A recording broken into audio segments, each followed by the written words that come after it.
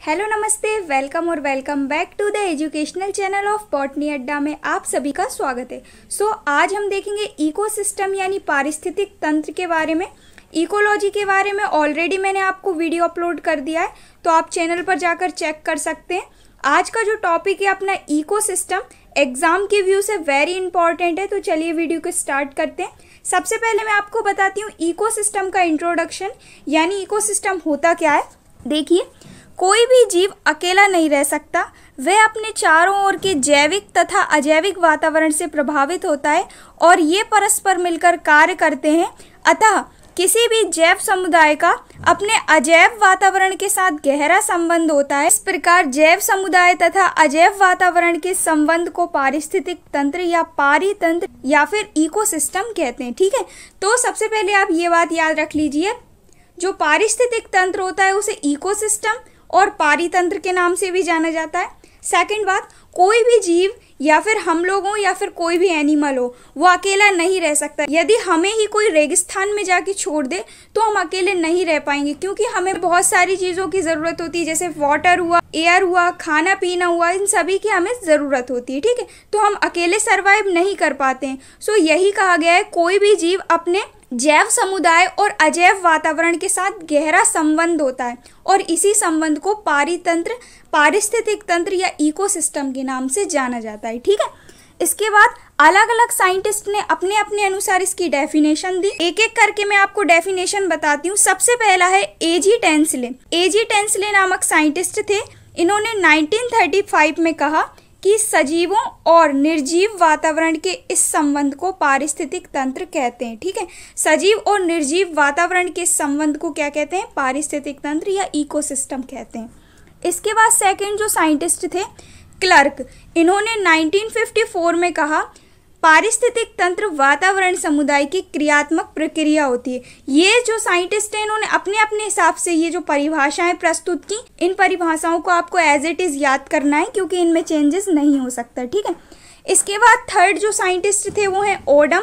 इन्होंने 1963 में कहा कि पारिस्थितिक तंत्र मूल क्रियात्मक इकाई होती है जिसमें जैविक तथा अजैविक वातावरण जो है वो सम्मिलित होता है और परस्पर एक दूसरे को प्रभावित करता है, जिसमें ऊर्जा प्रवाह तंत्र में निश्चित एवं स्पष्ट संरचना जीवीय विविधता का चक्र बनाती है। तो इस टाइप की जो परिभाषा है वो अपने अपने अनुसार जो साइंटिस्ट हैं उन्होंने परिभाषित की। इन परिभाषाओं को आप याद कर लीजिएगा थोड़ा सा समझकर।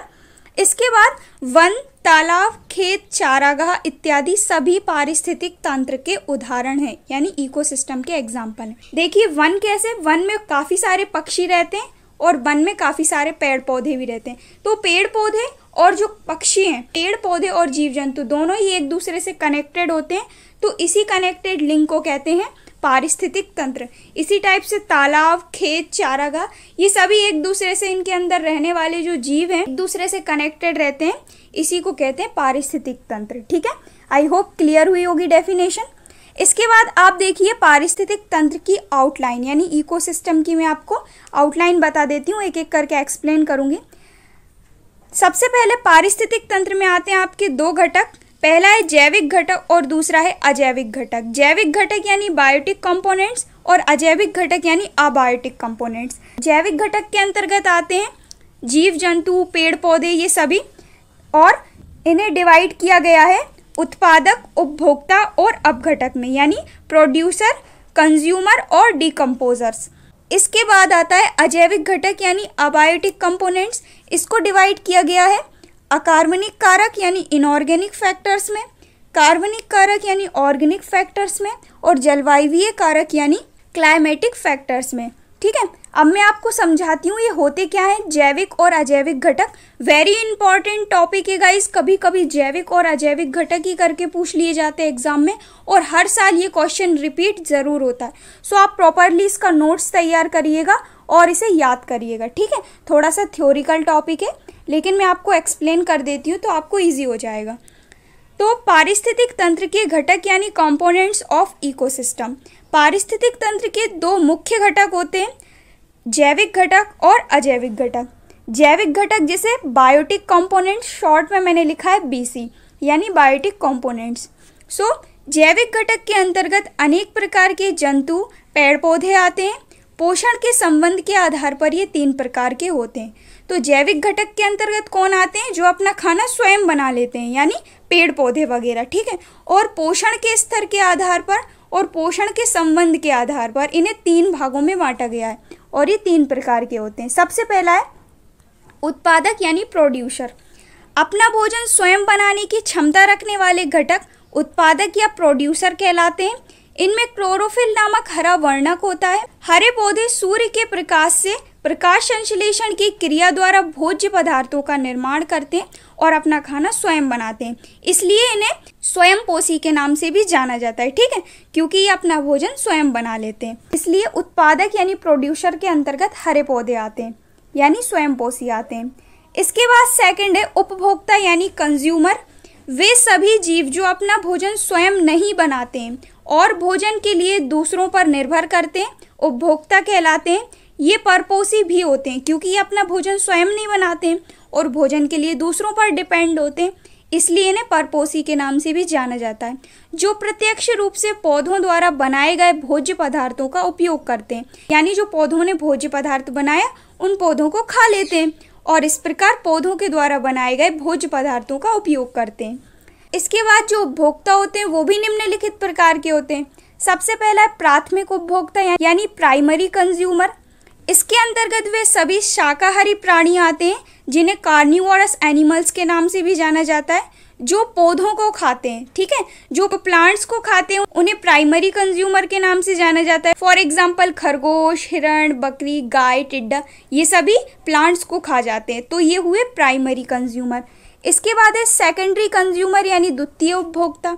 इसके अंतर्गत वे सभी मांसाहारी प्राणी यानी हार्बीवोरस एनिमल्स आते हैं जो शाकाहारी प्राणियों को खाते हैं। ये जो होते हैं ये प्राथमिक उपभोक्ताओं से अपना भोजन जो है वो प्राप्त करते हैं और या फिर कहा जाए तो प्राथमिक उपभोक्ता को ही खा जाते हैं, इसलिए इन्हें मांसाहारी यानी हार्बीवोरस के नाम से जाना जाता है।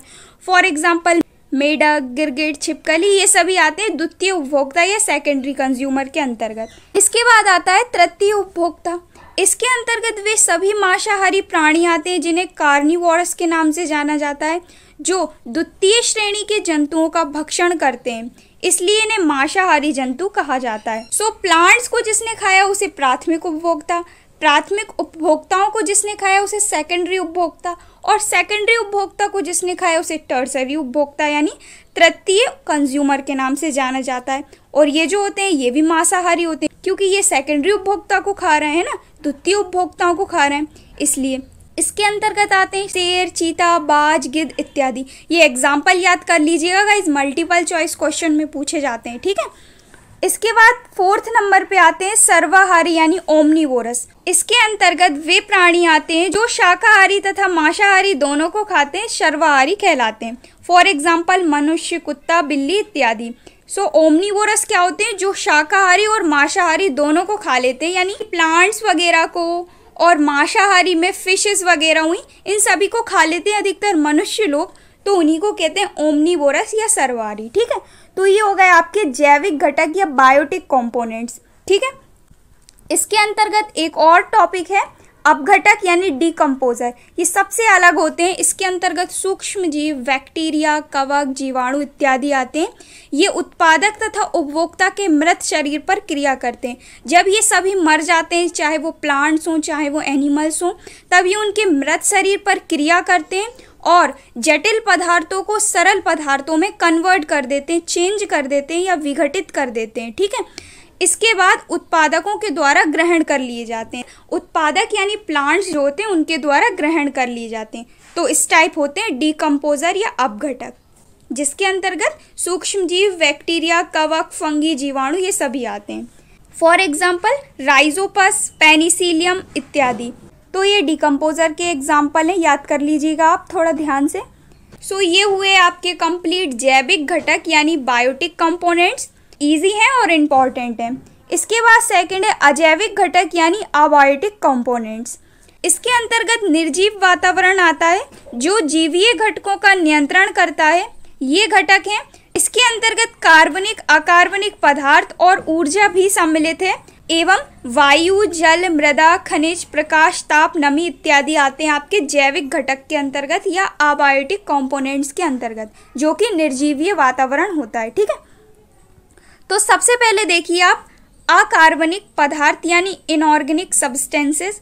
इसमें मृदा, फास्फोरस, आयरन, कैल्शियम, मैग्नीशियम इत्यादि के लवण, जल तथा वायुमंडल की गैसें जैसे ऑक्सीजन, नाइट्रोजन, कार्बन डाइऑक्साइड इत्यादि भी शामिल हैं। ठीक है, तो अकार्बनिक पदार्थ यानी इनऑर्गेनिक सब्सटेंसेस के अंतर्गत मृदा, फास्फोरस, आयरन ये सभी लवण आते हैं और कुछ वायुमंडलीय गैसें जैसे ऑक्सीजन, नाइट्रोजन और कार्बन डाइऑक्साइड आती है। ठीक है, इसके बाद सेकंड है ऑर्गेनिक सब्सटेंसेस यानी कार्बनिक पदार्थ। इनमें कार्बोहाइड्रेट, प्रोटीन, वसा, लिपिड, शर्करा इत्यादि शामिल हैं। ये सभी मृत जंतु तथा पौधे के शरीर से प्राप्त होते हैं, यानी जब पौधे वगैरह या जंतु वगैरह मर जाते हैं तो उनके शरीर से ही हमें प्राप्त होते हैं। कौन? कार्बोहाइड्रेट, प्रोटीन, वसा, लिपिड इत्यादि। विभिन्न अकार्बनिक पदार्थ जीवीय घटक में प्रवेश करके कार्बनिक पदार्थों में बदल जाते हैं। काफ़ी सारे इनऑर्गेनिक सब्सटेंसेस क्या होते हैं?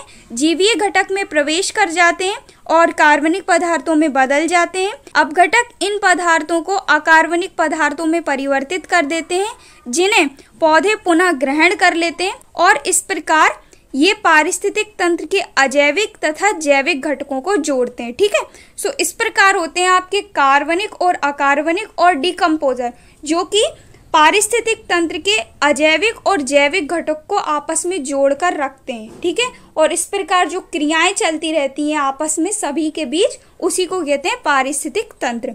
आई होप आपको क्लियर हो रहा होगा। इसके बाद थर्ड नंबर पे आता है जलवायवीय कारक यानी क्लाइमेटिक फैक्टर्स। इसके अंतर्गत आता है प्रकाश, वायु, ताप इत्यादि। सूर्य ऊर्जा का प्रमुख स्रोत होता है, जिसका प्रभाव अन्य कारकों पर भी पड़ता है।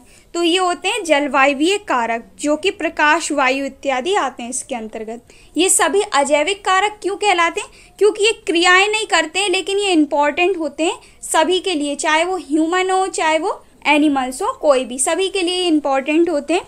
इसीलिए तो ये जैविक और अजैविक वातावरण को जोड़कर रखते हैं और इसी को कहते हैं पारिस्थितिक तंत्र या इकोसिस्टम। ठीक है, सो ये हो गया आपका कंप्लीट इकोसिस्टम टॉपिक। इसके बाद आने वाली नेक्स्ट वीडियो में मैं इकोसिस्टम या इकोलॉजी से रिलेटेड जो भी इंपॉर्टेंट टॉपिक होगा वो मैं आपको वीडियो अपलोड करूंगी। आई होप वीडियो आपको हेल्पफुल रहा होगा। सो गाइस, कोई भी डाउट हो तो आप मुझे नीचे कमेंट कर सकते हैं।